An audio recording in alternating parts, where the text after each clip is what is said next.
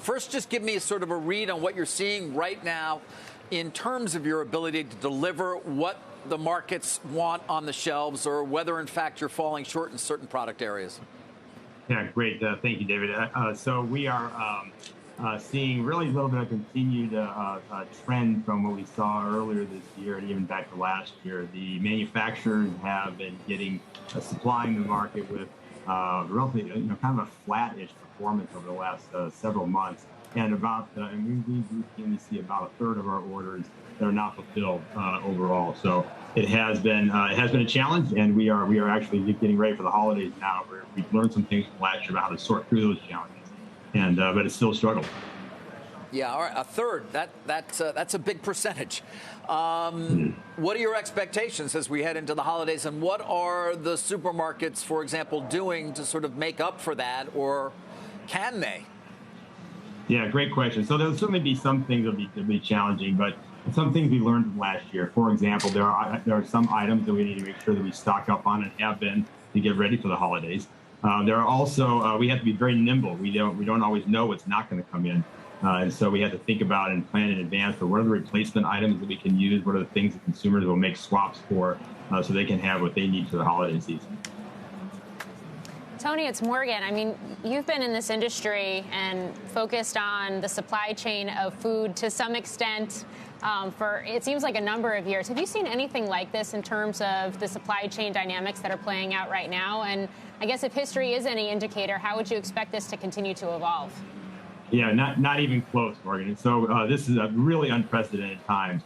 The pandemic, when it hit a year and a half or so ago, through a real disruptive event into our society in a great many ways. And it has manifested in supply chain problems that not only from the pandemic, but then from the public policies that followed that, and from people not sorting back into the workforce. The headline overall is about labor. Labor is what's driving all the issues, driving the inflation, is driving the shortages.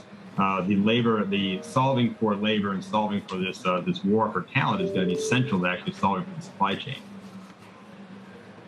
Yeah, I mean, the labor piece is certainly one we've been talking about regularly on our air, but also the role that vaccines and vaccine mandates and concerns around COVID have been playing too. So what are you doing in terms of implementing policies, if anything at all, where your labor force is concerned?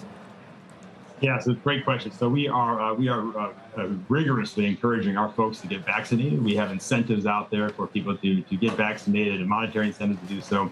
We want to make sure people get in a position where they can keep themselves and their families safe. So we actually have a very active campaign on that. We have stopped short of mandating that for work, and we are also getting ready for, of course, with the ETS and what comes from that at the same time. So.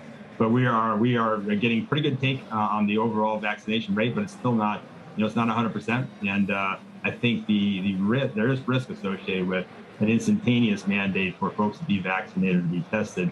We're already struggling to find folks at the margin that's going to actually make things a little bit worse. Hey, Tony, I don't know. I mean, grocery stores might be a little bit immune from global shipping dynamics, but the Baltic Dry is way down, and global shipping rates are down like 45% in a month. I wonder, does that tell us anything about the kind of pressures we're talking about? Yeah, we're not immune. It's an interesting chain reaction from all those things that you wouldn't consider to actually come home to roost in a rural grocery store in northern Michigan.